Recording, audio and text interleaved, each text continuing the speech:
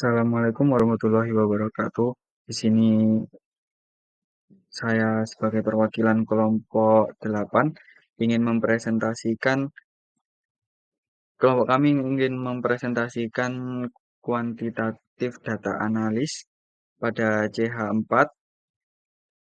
Sebelum itu perkenalkan anggota kelompok kami. Yang pertama ada Ajrul Fitamam dengan NPM akhir 255. Saya sendiri Muhammad Ivan Zulkifli dengan NPM akhir 269.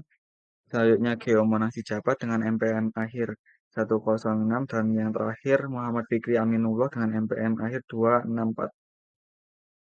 Baik, selanjutnya di sini yaitu getting the data ready for analysis atau mempersiapkan data untuk dianalisa. Yang pertama ada coding data and data entry. Langkah pertama dalam persiapan data adalah pengkodean data. Pengkodean data melibatkan pemberian nomor pada respon partisipan agar dapat dimasukkan ke dalam basis data. Nah, pertama di sini yaitu mengkode tanggapan. Di sini terdapat beberapa pertanyaan, sedangkan narasumbernya disuruh untuk mengisi atau membulatkan jawaban tersebut. Selanjutnya ada data entry atau memasukkan data. Setelah respon dari setelah mengumpulkan respon, data tersebut dapat dimasukkan ke dalam basis data. Data mentah dapat dimasukkan melalui program perangkat lunak apapun, misalnya editor data SPSS, di mana bisa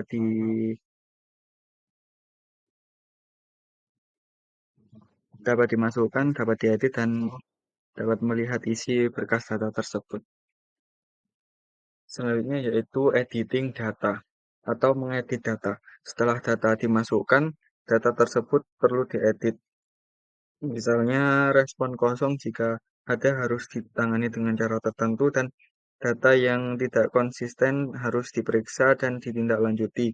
Penyuntingan data berkaitan dengan pendeteksian dan koreksi data yang tidak logis, tidak konsisten atau ilegal serta kelalaian dalam informasi yang dikembalikan oleh partisipan peneliti.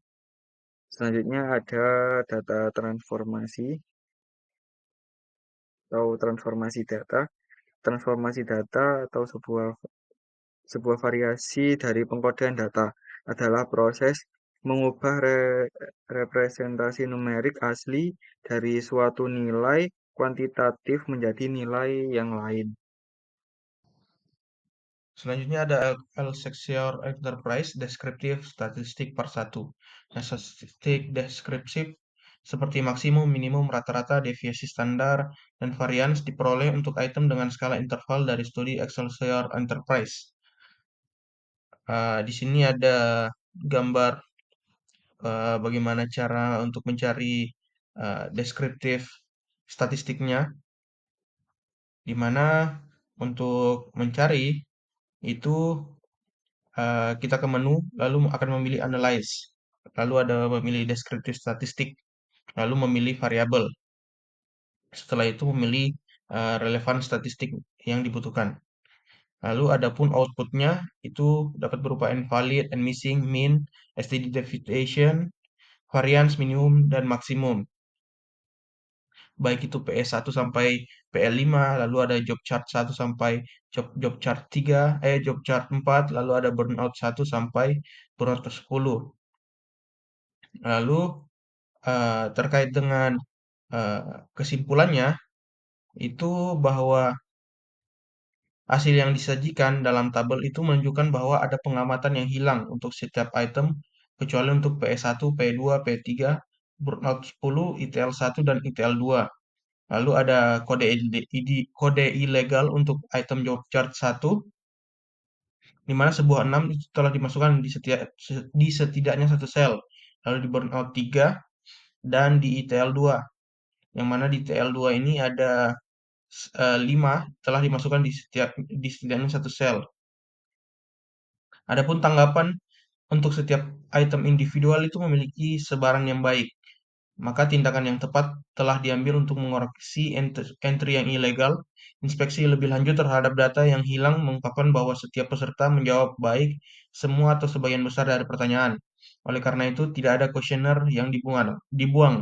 Data yang hilang akan diabaikan selama analisis selanjutnya. Seperti yang saya jelaskan tadi bahwa terkait dengan kesimpulan dari eh, deskriptif statistik tadi, itu ada pengamatan yang hilang untuk setiap item, kecuali untuk item PS1, P2, P3, burnout 10, ITL 1, dan ITL 2. Lalu yang kedua itu ada kode ilegal untuk item job chart 1, lalu ada burnout 3, dan ITL 2. Maka tanggapan untuk setiap item individual itu memiliki sebaran yang baik. Adapun tindakan yang tepat telah diambil untuk mengoreksi entry yang ilegal. Inspeksi lebih lanjut terhadap data yang hilang mengungkapkan bahwa setiap peserta menjawab baik semua atau sebagian besar dari pertanyaan. Oleh karena itu, tidak ada kuesioner yang dibuang, data yang hilang akan diabaikan selama analisis selanjutnya. Selanjutnya ada testing the goodness of measure. Yang pertama berkaitan dengan keandalan. Untuk pengertian keandalan sendiri adalah suatu ukuran yang ditetapkan dengan menguji konsistensi dan stabilitas. Konsistensi ini menunjukkan seberapa baik item-item yang mengukur suatu konsep saling berhubungan sebagai suatu kesatuan. Nah, di sini terdapat gambar untuk reliability-nya Accessor Enterprise, di mana untuk gambar pertama yang sebelah kiri bagian atas yang ada biru-birunya, itu terdapat beberapa variabel. Yang pertama itu ada perceived equity, lalu ada job enrichment, ada burnout, sama intention to leave. Nah, untuk number of itemnya ada 5, 4, 10, dan 2. Lalu ada crunch bar alpha yang masing-masing di bawah 0, eh, di bawah angka 1. Lalu untuk mencari reliability analisnya itu kita bisa melihat ke gambar yang sebelah kanan yang kotak. Itu dari menu itu kita memilih analisis, lalu scale, lalu ada reliability analysis. Lalu memilih variabel constituting the scale, lalu memilih model alpha, lalu mengetik statistik. Nah, outputnya itu untuk crouch bar alpha-nya itu sebesar 0,844 dengan number of itemnya besar 4. Nah, untuk item-item statistiknya ini terbagi menjadi beberapa, yaitu ada job chart 1 sampai 4 yang mana akan dibagi menjadi scale mean if item deleted, lalu ada scale variance jika item tersebut dihapus, lalu ada correction item total variance, dan crunch bar alpha if item deleted. Selanjutnya ada validity atau validitas.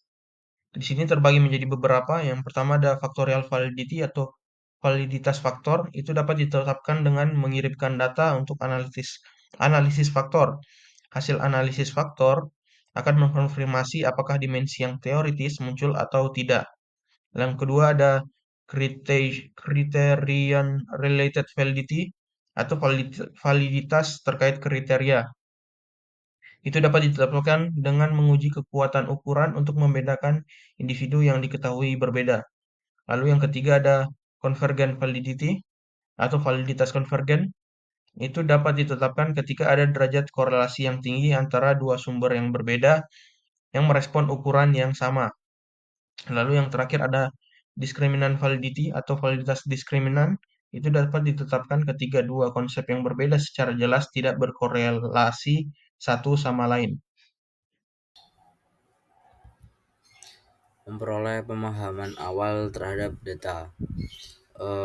Kita dapat memperoleh pemahaman awal terhadap data dengan mendapatkan ringkasan visual atau dengan memeriksa tanda sentral dan penyebaran suatu variabel. Bergantung pada skala pengukuran kita, modus, median, atau mean, serta rentang antar kuartil, simbang paku, atau varians akan memberikan gambaran yang baik mengenai bagaimana para partisipan dalam studi kita bereaksi terhadap item dalam kuesioner. Statistik ini dapat diperoleh dengan mudah dan akan menunjukkan apabila jawaban memiliki sebaran yang memadai pada skala. Jika jawaban untuk setiap item individu dalam skala tidak memiliki sebaran atau rentang yang baik dan menunjukkan sangat sedikit variasi, maka peneliti dapat menduga bahwa pertanyaan tersebut mungkin tidak disusun dengan benar. Bias, jika ada, juga dapat terdeteksi apabila responden cenderung menjawab dengan pola yang sama untuk semua item. Artinya mereka hanya memilih tertentu dalam skala. Para peneliti berupaya keras untuk memperoleh tendensi sentral, rentang, penyebaran, dan statistik lain untuk setiap item yang mengukur variabel dependen dan independen, khususnya bila ukuran untuk suatu konsep baru saja dikembangkan. Statistik deskriptif untuk satu variabel disediakan oleh frekuensi, ukuran tendensi sentral, dan penyebaran. Nah, yang pertama ada frekuensi. Frekuensi hanya merujuk pada jumlah yang terjadi terjadinya berbagai subkategori dari suatu fenomena tertentu, dari mana persentase dan persentase kumulatif kemunculannya dapat dengan mudah dihitung. Selanjutnya ada diagram batang dan diagram lingkaran. Frekuensi juga dapat ditampilkan secara visual sebagai diagram batang, histogram, atau diagram lingkaran. Ketiga diagram tersebut, yaitu diagram batang, histogram maupun diagram lingkaran, akan membantu kita untuk memahami data. Nah, distribusi frekuensi diagram batang, histogram, dan diagram lingkaran memberikan banyak informasi dasar tentang data. Ukuran tendensi sentral dan penyebaran akan membantu kita memahami data. Nah, selanjutnya yang ketiga ada ukuran tendensi sentral dan penyebaran. Di sini ada tiga ukuran tendensi sentral, yaitu mean, median, dan modus.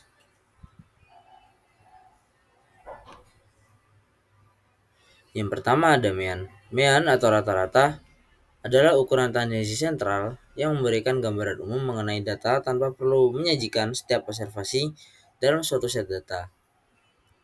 Kemudian mean adalah atau rata-rata dari seperangkat data. Misalnya 10 observasi adalah jumlah seluruh observasi tersebut dibagi dengan 10.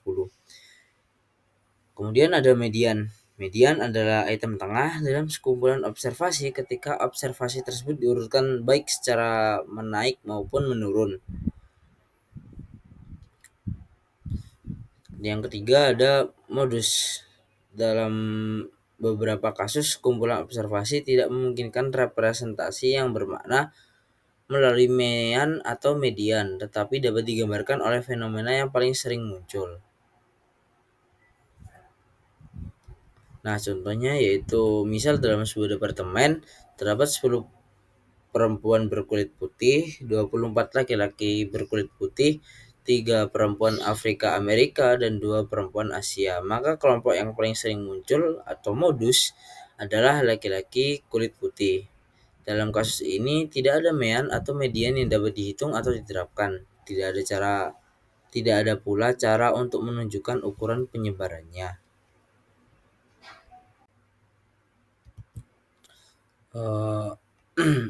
Selanjutnya ada ukuran penyebaran.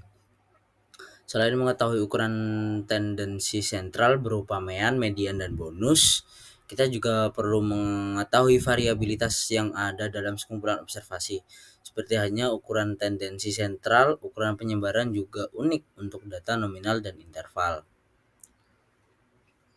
Nah, 3 ukuran penyebaran yang terkait dengan mean adalah rentang, varian, dan simpangan baku. Nah, yang pertama ada rentang, mengacu pada nilai ekstrim dalam satu set observasi. Kemudian yang kedua ada varian, yaitu dihitung dengan mengurangkan mean dari setiap observasi dalam set data mengkuadratkan selisih ini lalu membagi totalnya dengan jumlah observasi. Kemudian ada simpangan baku. Simpangan baku yang merupakan ukuran penyebaran lain untuk data berskala interval dan rasio menawarkan indeks penyebaran distribusi atau variabilitas dalam data ini. Ini adalah ukuran penyebaran yang sangat umum digunakan dan merupakan akar kuadrat dari varians.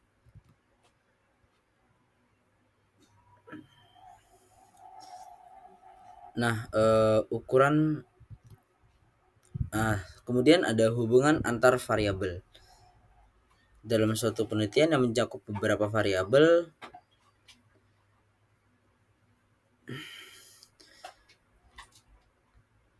kadang kita sering ingin mengetahui bagaimana suatu variabel berhubungan dengan yang lain. Artinya kita ingin melihat sifat, arah, dan signifikansi hubungan bivariat antar variabel yang digunakan dalam studi, yaitu hubungan antar dua variabel di antara variabel yang diteliti dalam studi. Nah, di sini hubungan antara dua variabel nominal uji X kuadrat. Nah, kita kadang ingin mengetahui apakah terdapat hubungan antara dua variabel nominal atau apakah keduanya saling independen.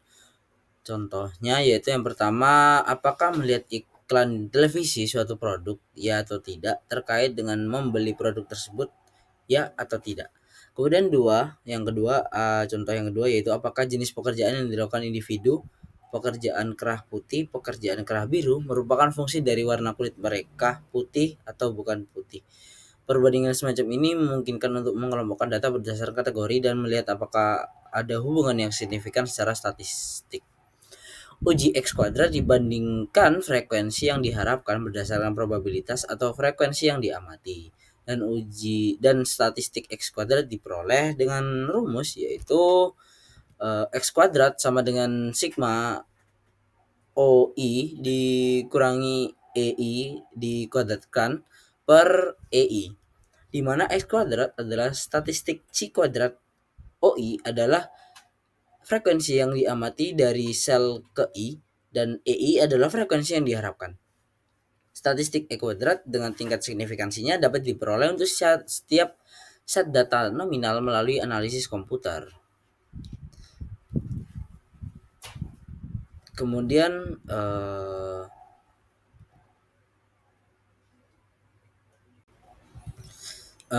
selanjutnya ada korelasi.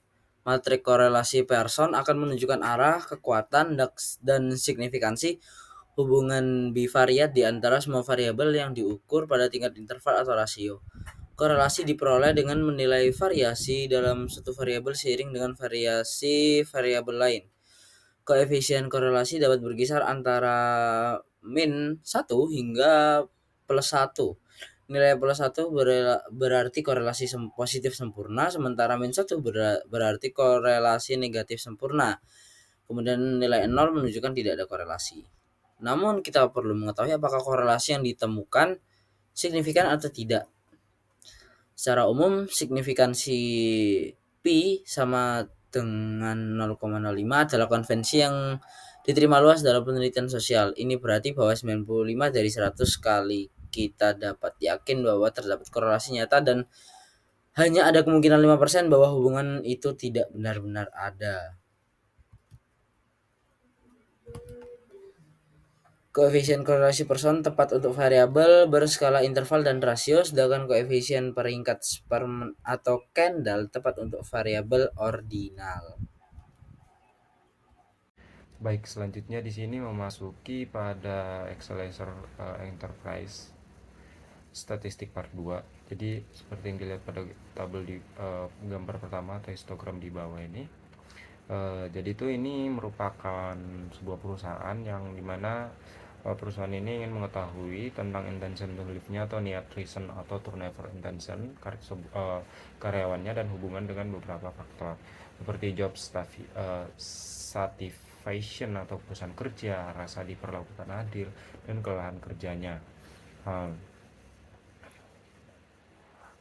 Seperti yang dilihat pada histogram yang di bagian kiri, di sini ada dua histogram. Yang pertama yang di kiri ini intention to live. Jadi histogram kiri ini merupakan mayoritas yang berada di tengah, niat keluar tidak terlalu banyak. Dan histogram yang kanan ini merupakan sebagian tidak mau keluar dan sama sekali bagian sangat ingin keluar. Nah, jadi apa sih fungsi diagram ini?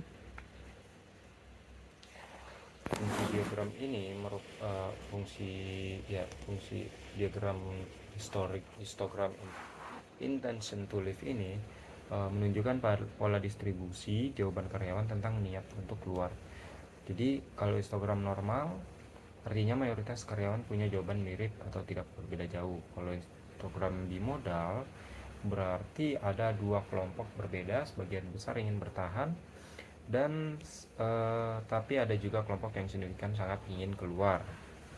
Nah, untuk pada gambar di bawah ini selanjutnya yaitu korelasi antar tabel frekuensi intention to live-nya. Jadi mereka menggunakan skala 1 sampai 4 dan di sini udah terlihat jelas frekuensinya, bahwa yang skala 1 frekuensinya untuk valid percentage-nya itu kumulasi percentage-nya 5,2. Dan untuk skala 2 sampai 3 itu merupakan mayoritas, soalnya ini persentase tertinggi 64%, yang mana di sini tingkatnya masih ragu-ragu atau sedang-sedang saja. Dan tingkat yang keempat ini 5,7%, yang mana para karyawan sangat ingin keluar. Nah, untuk selanjutnya korelasi antar variabel seperti yang dilihat pada gambar. Jadi di sini kesimpulannya untuk intention to live-nya dengan job stratification itu minus 0,703. Jadi semakin puas semakin kecil niat keluarnya. Dan intention to live dibandingkan dengan perceived equity-nya itu 0,384 minus 0,384. Jadi semakin merasa adil semakin kecil niatnya keluar. Dan intention to live as job enrichment itu minus 0,426, yang mana semakin merasa pekerjaannya bermakna semakin kecil niatnya keluar. Dan intention to live as burnout-nya itu 0,037, yang mana ini sangat tidak signifikan. Lelah tidak otomatis ingin keluar. Jadi untuk ITL-nya, untuk niat yang keluar itu 2,59 sedang, dan job certification-nya 2,93, dan perfect equity 2,44 cukup rendah merasa kurang adil, dan burnout-nya 2,57 sedang tapi tidak berhubungan signifikan dengan keluar. Dan job enrichment-nya 3,49 cukup tinggi, cukup tinggi, rasa pekerjaan bervariasi. Nah,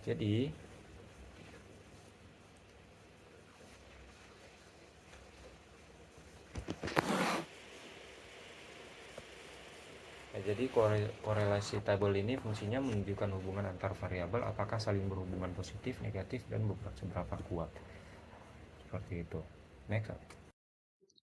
Baik, itu saja yang dapat kami sampaikan. Kurang dan lebihnya mohon dimaafkan. Assalamualaikum warahmatullahi wabarakatuh.